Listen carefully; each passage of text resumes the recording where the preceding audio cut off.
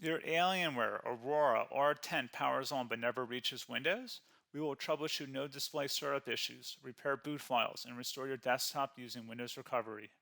A lot of errors pertain to this problem, and we're going to go ahead and jump into what should hopefully be a pretty straightforward process, guys. And we're going to go ahead and jump right into it. So first thing I'd recommend doing would be to actually go ahead and boot to the troubleshooting utility on Windows 11. So if you do a hard power off 3 times in a row, Windows should automatically attempt to launch the startup repair utility. And if it doesn't find anything, it will give you the option to select advanced settings, in which case it will take you to a screen that looks like this. Now, if it does not take you to a screen that looks like this, or you're unable to get to that, you can also download the Windows 10 Media Creation Utility, or Windows 11. They probably will make a creation utility for Windows 11 at some point. And it doesn't really matter, you can actually run the Windows 10 utility on Windows 11 as far as I'm aware. And you should be able to run the troubleshooting utilities built in within it. So you just would go ahead and download it to an ISO file and then burn it to a DVD or USB. It'd have to be about 4 gigabytes or more. It couldn't be a small USB flash drive, and it couldn't be a CD. It'd have to be a DVD. And then you boot your computer from it. So depending on the computer manufacturer, you'd have to tap a different key on your keyboard in order to launch that menu, in order to select what boot drive you want to go off of. So it could be anything between the escape key, F2, F8, F12, for example, and those are the function keys on the top of your keyboard. So you may have to just do a little bit of trial and error. Shouldn't take you more than a couple minutes. Googling it would probably be best before you even begin. But anyway, we're ready to go ahead and jump right into it. So we're on the choose an option page. So these will look very similar whether you're booting from it directly within Windows itself, or if you're plugged in a USB flash drive with the media creation utility installed and you selected the recovery option.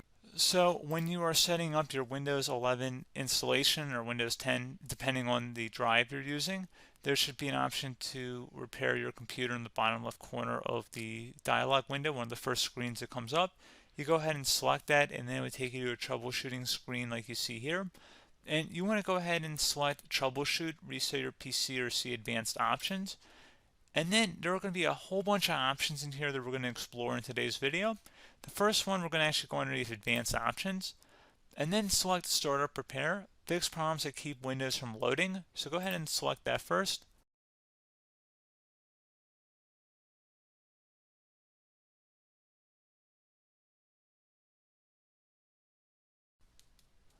Okay, so you can see it could not repair our PC.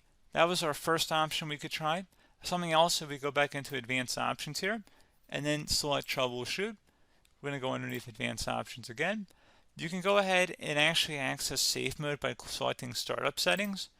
And then if you select the restart button, you have the option on the screen, select safe mode with networking, which will give you a key on the screen. It'll tell you which key to press to enter that. I believe it's the F7 key. It'll do that for you. I'm not going to go over that in today's tutorial because I don't really want to go into safe mode, but you're more than welcome to attempt that by going into here and then selecting restart. Again, it'll launch another screen. It'll say what key do you want to press, and it'll give you like 7 or 8 different options, and you want to select safe mode with networking.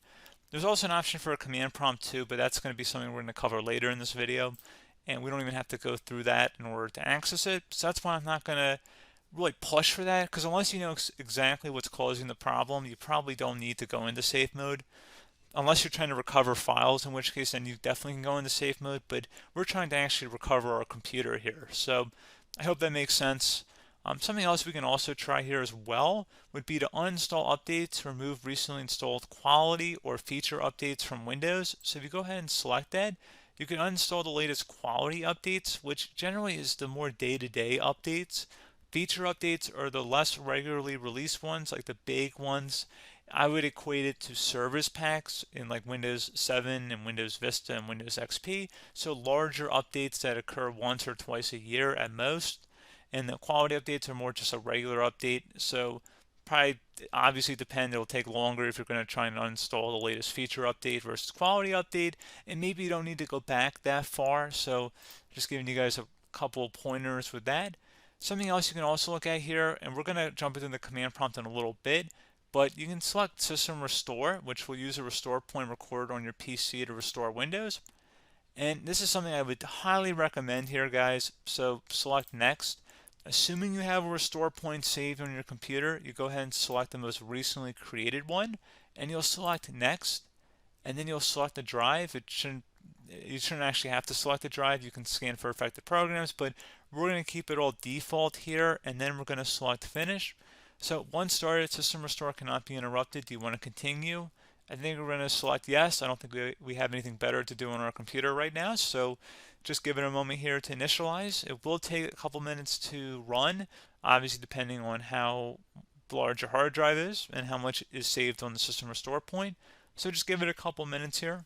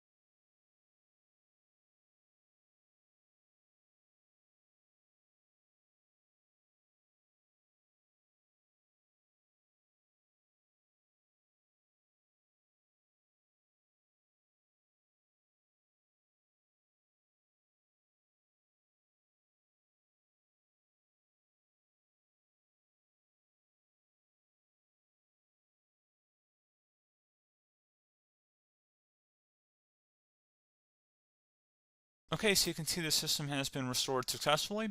We're going to go over a couple different methods in addition to that if that did not work. So I'm just going to pause the video and we're going to start back on the recovery screen that we started with. Okay, so a couple other things we can try here too. If you go back into troubleshoot, you can select reset your PC, let you choose to keep or remove your personal files and then reinstalls Windows. You can select to keep my files, which will remove apps and settings but keeps your personal files. You can also select remove everything, which will remove all of your personal files, apps, and settings. So this is more of a factory reset, the second option here. First option, it should not delete all of your personal files. However, it will pretty much clear most of your programs. And keep in mind, there's no guarantee that your information, number one, is even still available and easily recoverable on your computer to the point that you actually would be able to recover anything. And the second point is that there's always a chance that it won't actually recover and it will just do a factory reset anyway. So there's no guarantee that actually would keep your files anyway. So I would recommend trying to get a recovery tool and backing that up first before selecting it anyway. But again, those are a couple different options. And then something else you can try here if you go back to the choose an option. Another option, if you go underneath choose an option and select troubleshoot, advanced options, and now select where it says command prompt. Okay, so the first thing we should do is type our main hard drive here. In most cases, it should be the C drive. So you just do a C colon and then hit enter on your keyboard. So once you're underneath the C drive, we're going to type in dir and then hit enter on your keyboard. It should have program files, users, and Windows all in there. That's how you know you're in the right directory.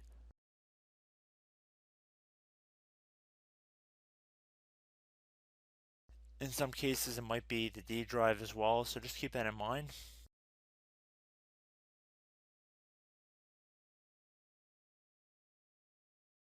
Next thing we're going to do is type in cd space / Windows / system 32 / config, and then you're going to hit enter on your keyboard.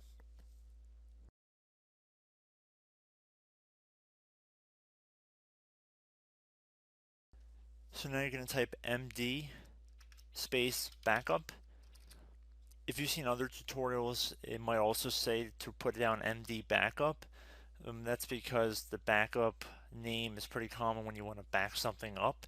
So you can name this whatever you want, doesn't have to be backup. So if you've already made a backup folder in the past, you could do backup 1, for example.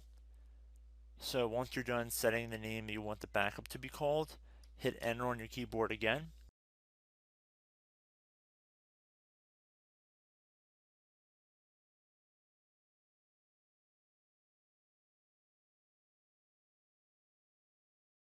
At this point you want to type copy, C-O-P-Y, space, then you want to do the star symbol above the 8 key, then do a period or a dot, whatever you want to call it, then another star sign, and then another space, and then type backup, and then hit enter on your keyboard.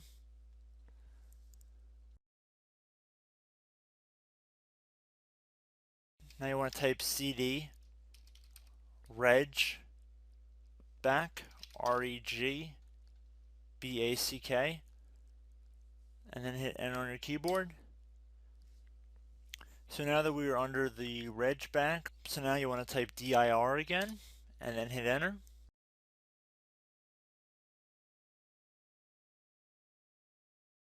So now at this point we're going to type copy again. So copy, space, star sign, dot, another star sign, space, and then 2 dots. So we're going to type copy, space, star sign, dot, sign, star sign, dot, dot, and then hit enter on your keyboard again. So for overwrite, you want to overwrite all. So type A on your keyboard, so capital A, and then hit enter on your keyboard.